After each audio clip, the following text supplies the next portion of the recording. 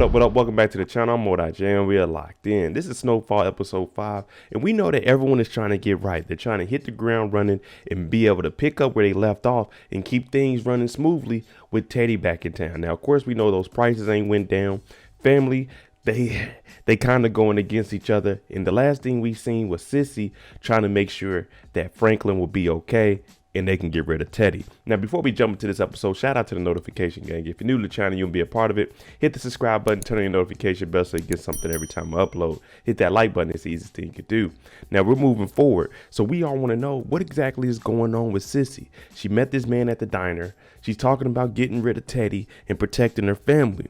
So who is this guy? Who is this mystery man, and how is he actually going to help out? Well, hopefully we find out a little bit more in this episode. So let's jump into it. This is Snowfall, episode 5. FX is Snowfall. We know that Franklin and V have been trying to buy this property. They're trying to start something big, major, but we need all this money. Now, they got approved for the property. The only thing is we need to get Jam and Jerome and Auntie Louie on. Franklin heads over to the club and he's talking to him. Now, we know their initial offer was $10 million to put up. He's already spoke to the bank in Panama. He said, look, you just go down there, ask for this guy, and he'll be able to roll you your money over for me. Now, they're looking at it and they're like, that sounds good, but we got our own plans, nephew. And Franklin's saying, I know y'all got the 10 million, but what we can do is we can just do 10% of it up front. So just give us $5 million. And then the rest will come on later on so we can put down that down payment. Now they're hearing it. And like Jam and Jerome said, they got their own plans. Louis said, these are your plans, Franklin. We don't, you know what I'm saying? We want you to be successful, but we want to go our own route. V is trying to be the voice of reason and tell Franklin, it's all right, calm down. Now, of course, we know Franklin really wants this bad, but she's saying, look, we'll figure it out. We'll be able to get the money. We had to move some things around, but it's going to be all right, Franklin. Don't get too worked up. Sissy meets back up at the diner with the guy Ruben, the one that's supposed to help her get rid of Teddy. Now, she's saying some people at the bar, they remember who she is, well, at the diner counter.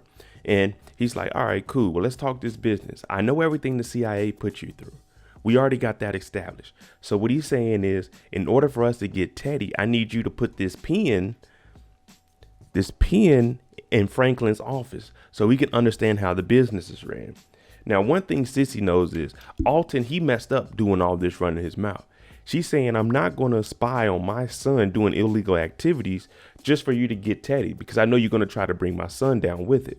Now, that's initially what he was trying to do, and you can tell because he was a little upset when she said no. But she's not about to put a pin in the room to set up Teddy. No, if we're going to set up Teddy, let's set up Teddy and leave my son out of it, because she asked for the protection of Franklin already. Franklin meets up with Teddy at the new drop spot they have. You know, the abandoned place where Teddy was up there spying. Now, our boy Peaches called in sick. We already know he had that summer flu for the last couple of weeks. And Teddy's like, you give sick time to your employees? And this is where Franklin tells him, you got to look out for your people or they may turn on you. Now, while they're doing an exchange here, money for the dope, a van pulls up, slides the door open, and I'm talking about they letting off shots. Ping, ping, ping, hitting everything out here. Everyone jumps behind the car. The guy that filled in for Peaches, it's unfortunate for him, but he got popped. He only got a couple of words, what's up, and that was the end of him. Everyone else, they start shooting back. We got us a little gunfight going on. All the cars are shot up. Teddy gets shot in the shoulder. He hops in the car and leaves Gustavo behind the whip. Now we got a dead body. We got Teddy hit. Teddy left. Now Franklin has to drive the car and get him and Gustavo up out of here somehow, because all they got is pistols. When Gustavo gets in the back seat, he also gets shot. Franklin hops in, he reverses the car, hits the van up out the way, and they drive off. But the car is smoking, so they're gonna have to get off the street fast, because people gonna see this car coming a mile away. Like, man, what is going on here? But we did see Franklin. He got a hit on the driver. They pull the car off the road.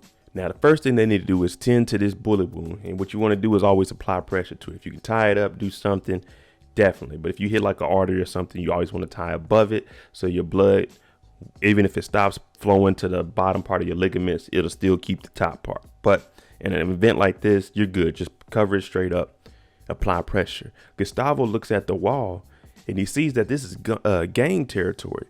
So the first thing they need to do is grab the bags, because the block is hot, especially after all of that shooting. grab the bag of money, and get out of here. Now we got these bags of money. We got to get on foot because we need to call Jerome. We need to get some backup, and we need someone to get us out of this gang territory ASAP. Teddy is dealing with the same thing. You remember he was shot. He's going in and out of consciousness. So what he does is he pulls over and he goes to the back and he cuts open the bag because it has cocaine in there. And the cocaine, what it does is it numbs your emotional feelings.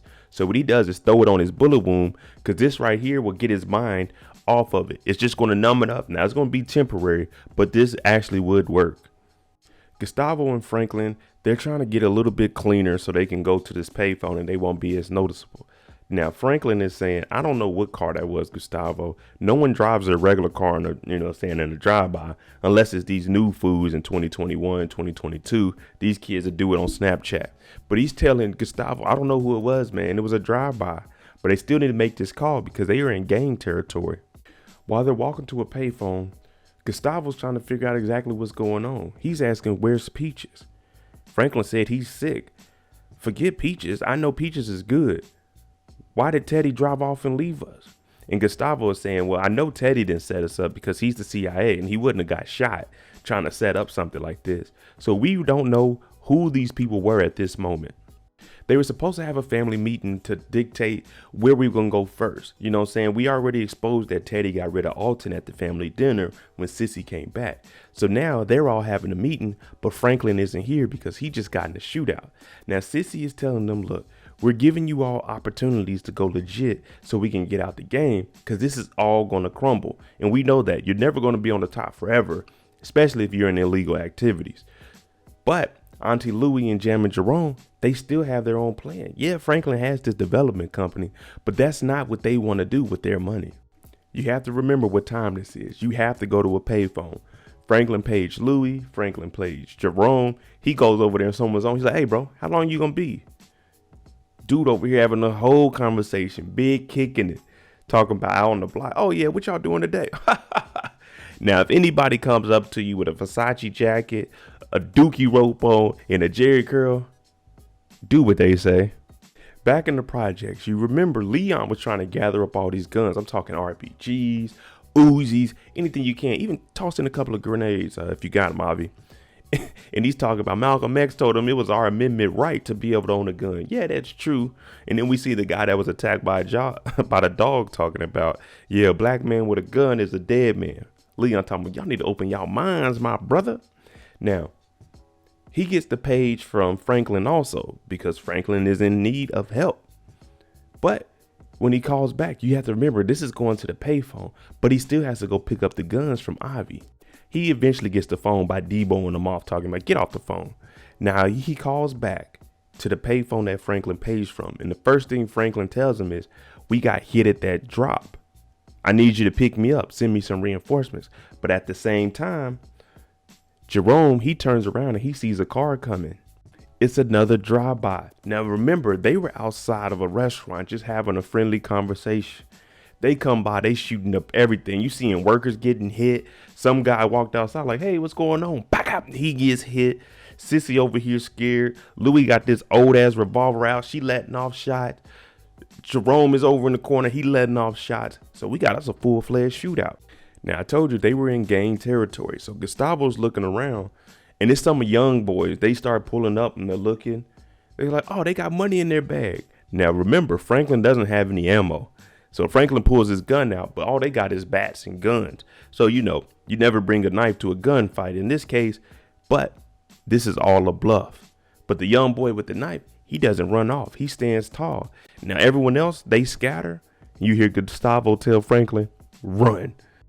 Gustavo and them, they just got in a shootout. They getting harassed by the local gang members. There was just a shootout here at the restaurant.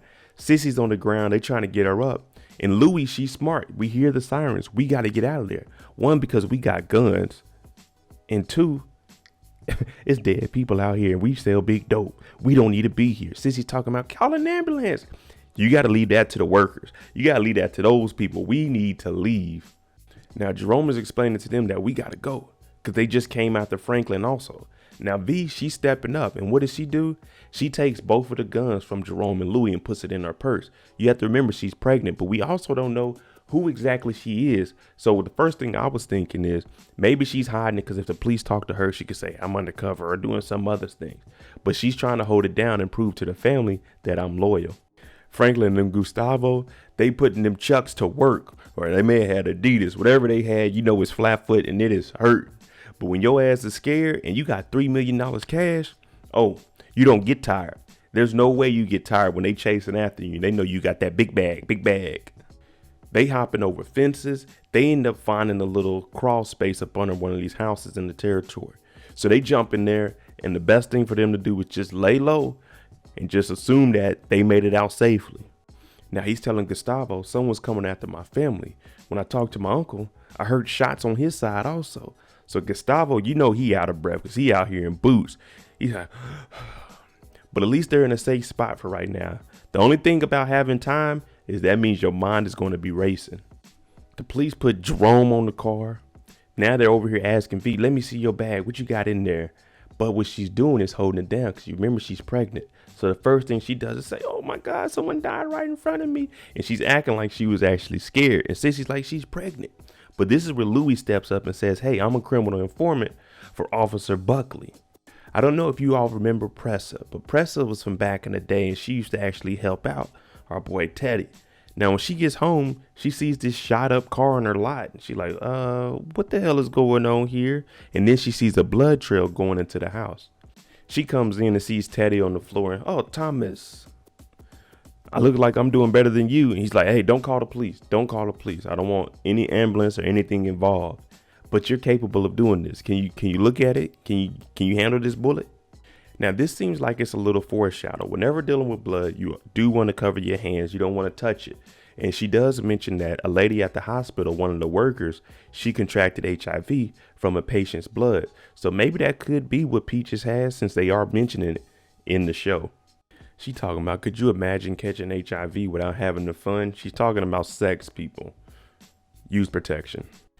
Franklin paged to 911, but you remember he's not at that payphone anymore. When you page those 911s, it goes to a phone number that you were at, and now he's not there. So we got to go get these guns. Now they meet up with Ivy, and now he's telling Ivy, I don't need those rocket launchers. You know what I'm saying? And Ivy's saying, bruh, you know what it took to get these things? You gonna buy them regardless. There's no receipts to these. Once you put that order in, that's what I get you.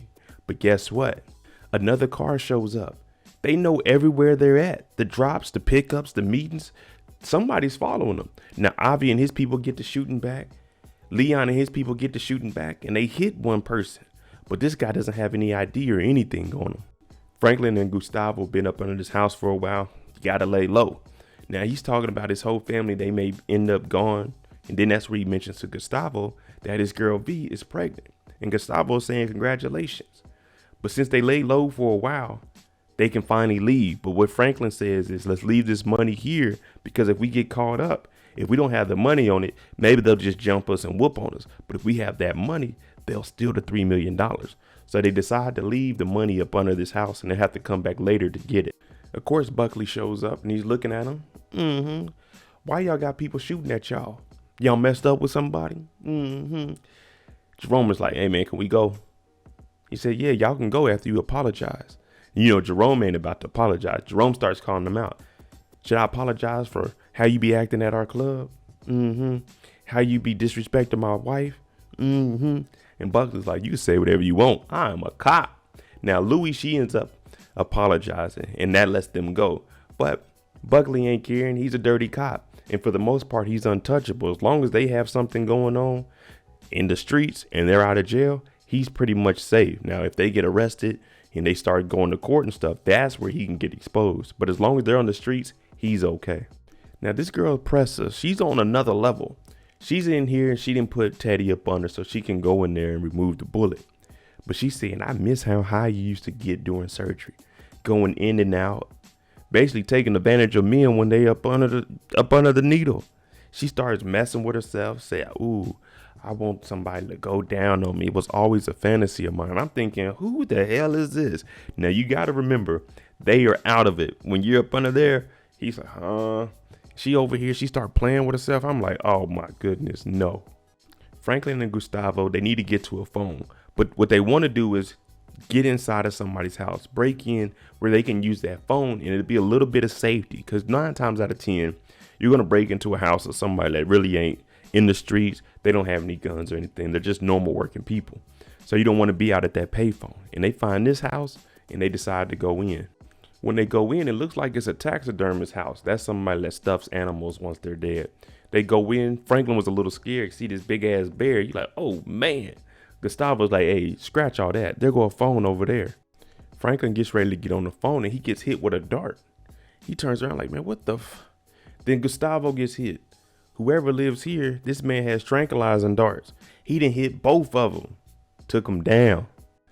Franklin's about to go out and the only thing he can think is, are you going to stuff me? But the guy says, no, I'm not going to stuff you. You too skinny. But your partner over there, I might be able to get him. We don't know exactly what conspired while Teddy was on that operating table in the house, but she got him in the bed. She grabs his keys because she needs to move this car.